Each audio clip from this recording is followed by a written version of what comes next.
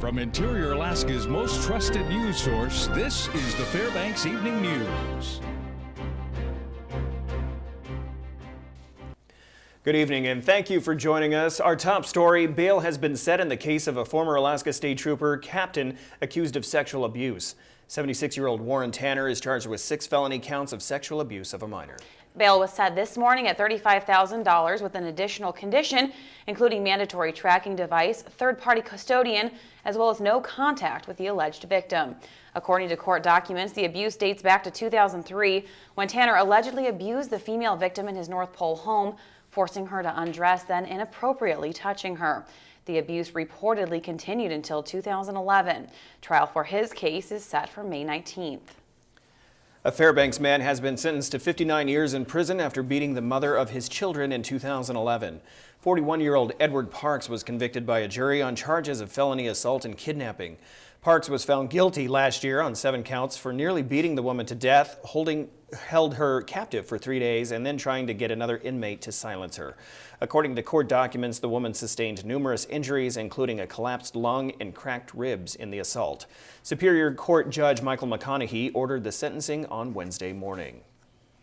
The Fairbanks North Star Borough Assembly is supporting the idea of the borough not paying to fund schools. That's the same as the measure by State Representative Tammy Wilson concerning education funding. Only residents of organized boroughs help pay for schools with their property taxes. People who live outside the boundary of organized boroughs don't pay, and the state makes up the difference. Representative Wilson says it's the state's responsibility to pick up the whole tab. That there is a basic need formula that the state put together to determine what it takes to educate a child at a certain level. And then, of course, they've added to where voluntarily municipalities could get more up to a certain amount. Okay, so that's a fact. The other fact is that the Constitution says it's a responsibility of the state. Not a responsibility of the state when they have extra funding, not the responsibility of the state when they want to. Most state representatives were not interested in picking up more of the tab for education costs when they passed a $9.1 billion state operating budget yesterday. Minority Democrats proposed several amendments that were rejected, including an addition of $100 million to help school districts avoid teacher layoffs.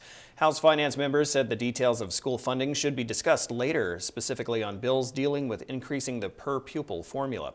Anchorage Representative Les Guerra said his proposal was meant to put more pressure on legislators. You can't just have a teacher teach to 35 students and not pay individual attention to the ones who are struggling, and not pay individual attention to the ones who have exceptional brilliance, who may go on to do exceptionally great things. You have to have time to teach to the individual student. That's science-based and evidence-based education. Earlier this year, the superintendent of the school district, Pete Lewis, said class sizes will grow if funding levels stay the same, possibly up to 3 extra students per class. The budget measure now moves to the state Senate. The mayor of the city of North Pole is not happy with the administrator of the Federal Environmental Protection Agency. Mayor Bryce Ward has written to EPA Administrator Regina McCarthy about an article in the Wall Street Journal concerning her trip to North Pole. The paper reports that McCarthy said she was chased down by North Pole officials who gave her a, quote, dinky North Pole pin, end quote, and gave her a jar of moose meat that would, quoting again, gag a maggot, end quote. Ward said he gave her the pin as a token of appreciation for her visiting the interior to get an understanding of the issues people here face, such as heating our homes and air quality. In the letter, Ward said he was further disappointed that her comments regarding Alaska and North Pole were not anything like what she had said while she was here. All I would like at this point is an apology to the city of North Pole and North Pole residents and to the state of Alaska. I don't have to agree with someone's politics, but especially when you're in a position of authority, such as the administrator is, you need to be respectful to the communities that you're out there working with, and I don't think this is very respectful at all. And of course, before we go to break, we are in the spirited mood for the Arctic Winter Games starting Sunday. Great. Yeah, absolutely. We're matchy-matchy. Absolutely. I like this shirt. I like it too. Good Shows stuff. the guns. That's right. All right. When we come back, Doi Unlimited hosted its annual meeting today at the Westmark Hotel, and we'll have more on that. Also, like we just said, you can tell from our gear, we're gearing up for the Arctic Winter Games. It's going to be hosted right here in the interior, so come back because we have all you need to know. And welcome back to the Fairbanks Evening News. Doyon Limited hosted their annual meeting of shareholders today at the Westmark Fairbanks Hotel. On the agenda, Doyon shareholders elected 5 members to serve on their board. The board seats are currently held by Andrew Jimmy, Georgiana Lincoln, Esther McCartney, Victor Nichols, and Ori Williams. Also included in the meeting were performances by native dance groups and an information exchange about the company. Those in attendance say each year they have a good turnout and enjoy seeing how the company has grown. It's an opportunity for our president and the board of directors to present how the company did in the past year. We've covered our financial state and the goals of the company, how we're doing with shareholder hire. We had the Tana Cross dance group perform earlier today. They were wonderful, and we're giving Shareholder of the Year awards, and our Elder of the Year, Pauline Carlo, she sang a couple songs. And we also have arts and crafts that are also tables that are taken in one of the rooms as well.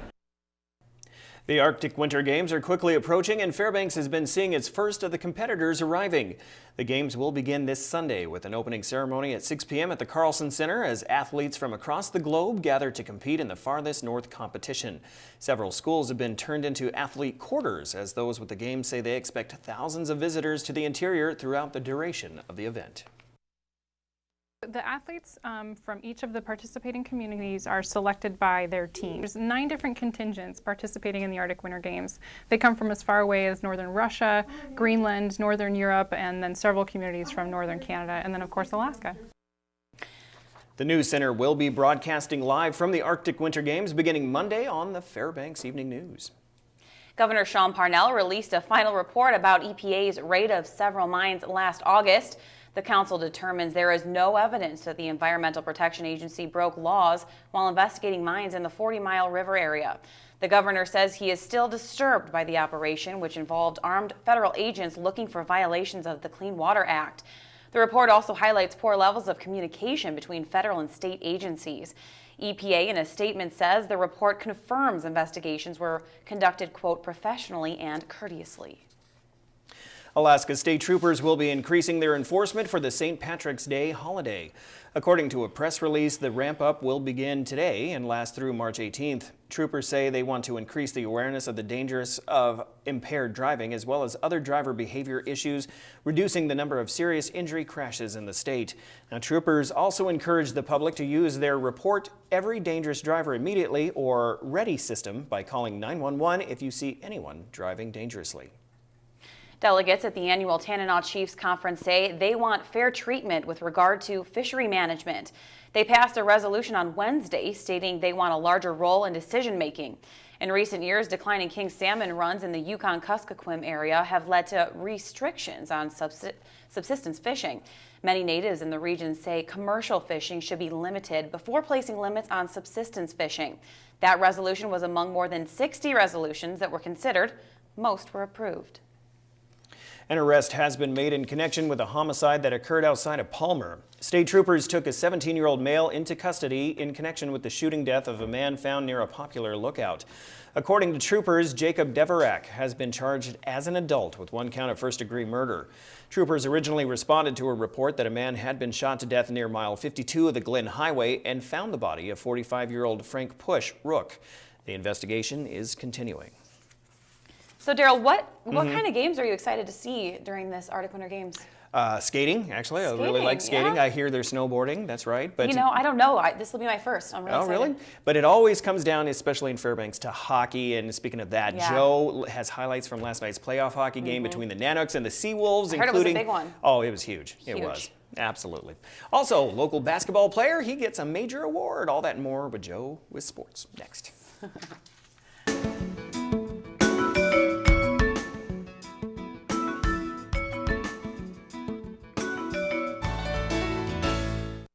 Welcome back, Interior Alaska. Time to get your weekend started with sports. Game 1 of the first round of the WCHA playoff series between UAF and UAA, and it was one to remember. The first period went scoreless, and the teams traded goals in the second period after a Blake Tatchell goal that gave UAA a 2-1 lead early in the third. all WCHA rookie team selection, Marcus Bassar. He scored the equalizer on the power play with 6 minutes left. Rob Gunderson, who had 27 saves, and Sean Cahill, who had 20 saves, they shut the door for the last 6 minutes of regulation. So the game will go into overtime with no Trevor Campbell, who left the game with an injury. The senior captain delivered. Bassar found Colton Beck on the left circle, and from a tough angle, Beck got the puck right over the shoulder of Gunderson for the game winner. 3-2 in overtime. That's the play right here. UAF can book their trip to Big Rapids, Michigan for the WCHA Final 5 with a series clinching win tonight at the Carlson Center to end this best-of-3 series. Honestly, it's a dream come true. I'm just glad we got the win tonight, and obviously Trevor Campbell was out, so the rest of the D had to step up in some way, so I'm glad it was tonight. You know what? You get to overtime and it's the last shot wins, and fortunately for us, we got the last shot. So first game's out of the way. The hardest one is to come. So we just kind of told the guys, let's reset here. Enjoy this for about 5-10 minutes after you have a shower, and then let's get back to setting ourselves up for a great game tomorrow night. And talk about clutch performances by the Nanooks today. Sophomore Tim Cherry, the Rifle team, won the 2014 National Small Board title by half a point. West Virginia's Garrett Spurgeon shot a 7.6 on his last shot for a small lead, but Cherry shot a 7.7 in his final shot to claim his first title in his first national championship appearance. Junior Ryan Anderson was second on the team with a 5.79 and was 21st overall. Mike Liuza and Mats Eriksson were 24th and 25th respectively. Right now, UAF is second after the first day. West Virginia is up by 17, and Memphis is just 1 point behind Alaska. The national championships continue tomorrow at Murray State University in Kentucky with air rifle. Early this morning, another member of the West Valley Wolfpack won another prestigious award. Sophomore forward Ruthie Hebard is this year's Alaska Gatorade Player of the Year. Hebard, standing 6'3", was second-team All-State as a freshman last season, two-time first-team All-MAC, and was this year's Diamond Lady Lynx Shootout MVP. In 19 games this year, Hebard is averaging 21.7 points per game, 14 rebounds, 3 blocks, 3 steals, and 2.7 assists. Some great numbers there. She could be keeping up a tradition going on. Hannah Matson won the same award for West Valley in 2012. The Wolfpack are 16-5 this year and start the state tournament next Thursday against Ketchikan in the first round. Hebard, as she would say, is happy about being the Gatorade Player of the Year. I was really happy that I won, and I was just really excited. Yeah. It really gives me motivation to keep playing hard, and it makes me really happy that people would notice me and honor me like this. I worked on trusting my teammates a lot more than last year, and I trust them to take the ball up, I trust them to shoot, and they trust me in the post, so it all helps because we all trust each other, and it works a lot better. Now our last Iditarod report for the week. Yep, there's another Seavey. Danny Seavey, son of Mitch and Dallas's brother. He finished yesterday in 35th place. Travis Beals was 37th. Rookie Christian Turner was 38th. And Mike Ellis finished early this morning in 40th. 19 mushers did not finish this race. 18 scratched and 1 withdrew. 8 mushers are still left on the trail. 7 of them are rookies. One of those rookies is Alex Buto of Fairbanks, but he is almost done. He got into safety just before noon today. And let's see what's going on this weekend for interior sports. In the morning at 10 a.m., the 8th annual ConocoPhillips Interior Youth Championships up at Birch Hill. They'll have classic sprint and free technique and interval races. For all you runners at Gulfstream Sports is the St. Patrick's Day run at 11:30 a.m. For dog mushing fans, the Animet Limited North American Championships started earlier today, but they run through the weekend starting at 11 a.m. on Saturday and Sunday at the Jeff Studdard Race Grounds. And if necessary, Game 3 of the WCHA First Round Playoff Series between the Nanooks and Seawolves, puck would drop at 7:07 at the Carlson on Saturday, again, if necessary. The Arctic Winter Games opening ceremonies will be this Sunday at 6 p.m. in the Carlson Center. And we end the Sportscast tonight with the play of the week. Cody Koenig in his career-high 4 goals against the Anchorage Seawolves in Game 3 of the Governor's Cup last Friday night. That performance highlighted one of many this year for the WCHA Player of the Year and All-Conference First-Teamer. The Nanooks went on to win their 5th straight Gov Cup as well. To vote for the next Play of the Week, watch the I-5, the Interior Top 5 plays on Mondays during the weekend recap in sports. And that's it for Sports at 6, but come back tonight for the Sports Nightcap for highlights of Game 2 between the Nooks and Seawolves in the playoffs. Your 4 with the forecast is next, and as always, we'll catch you next time. Hey everyone, welcome back into the Fairbanks Evening News. Time to take a look at the weather, and what can we say, but it's getting pretty sloppy out there. Another warm day. Temperature is right around the 45-degree mark, and we are looking at a lot of melting going on. And we'll talk about the weather in just a little bit, looking at our photograph for tonight. This one is a beautiful one. Again, another great picture of a sunrise or a sunset. Fire in the skies. Look at the colors there. Really brilliant there. That one's sent in by Devin Darrell. And again, if you have a photograph to share with us, by all means, send it to photos@ktvf11.com. We'll share it with the rest of the audience. Here's what the numbers look like. 36 currently after a high of 41. The low last night was about 7 degrees, record high 46, 1926, and 46 below in 1964. Sunrise and sunset, about 11 hours and 43 minutes of daylight, a gain of 7 minutes from yesterday. Well, again, looking at the numbers, we'll talk about those later on. As you can see on our satellite radar, we're looking at, again, a lot of moisture moving from the southeast to the northwest, but it's all being blocked out by the Alaska Range. But that's helping to bring a lot of warm air in from the Pacific Ocean, not the Gulf of Alaska, but the Pacific Ocean, and that's what's helping to warm us up. As far as what's going on across the rest of the state right now, looking at the rain returning around the Juneau area, also rain and snow shower activity around Cold Bay, snow showers at Bethel, and some light snow falling at Nome, 3 degrees at Barrow, and right around freezing at Fort Yukon, with just lots of sunshine expected there. And as far as the lower 48 is concerned, more rain across the Pacific Northwest, lots of sunshine over the southwest, thunderstorms rumbling over parts of Texas today. And in contrast, we have some snow moving across the northern plains, rain over the northeastern part of the country, and rain showers along the Gulf Coast regions. And our satellite radar showing some activity developing in the afternoon hours, developing the thunderstorms across the deep south. There's the activity moving across the Pacific Northwest and across the Great Lakes. No real organized system, so nothing really heavy or severe expected to develop. On the jet stream, again, changing a little bit from yesterday, still driving mainly from the west to the east, but then dropping way down to the south, pulling some of that cooler air back down. Another snowstorm expected to move over the northeast by the first part of next week. They just cannot catch a break and get into any kind of springtime pattern. We're looking at, for the northern sections of Alaska tomorrow, partly cloudy skies at Barrow, snow showers in Nome, and some snow expected for Fort Yukon. Over the interior, for the most part, snow showers at Healy and Fairbanks, cloudy and cool in Delta Junction. While over the southeast part of the state, a mixed rain and snow at Juneau with scattered rain showers at Ketchikan. And over to the southwest, it looks like for the most part, snow showers at Cold Bay, cloudy at Bethel, and a few clouds for Kodiak. And if you're heading on down the Anchorage Bowl, mainly partly cloudy skies in Anchorage, cloudy at Homer, and a few snow showers in Valdez. It is a Friday night, which means it's time for our winter trails report. And for the most part, temperatures will cool dramatically, with slopes probably a little crispy at times. Cross-country trails will be slushy and quick. And snow machiners, don't trust those lakes and ponds because you could fall through. Just keep an eye on them. Here's our forecast for tonight. 10 degrees for the overnight low, continued very mild high clouds. Tomorrow's forecast, 23 degrees, much cooler than it was today, and scattered snow showers in the forecast. And the extended forecast calling for temperatures cool again on Monday, then starting to rebound. And by the middle part of next week, we'll be back into the low 30s once again.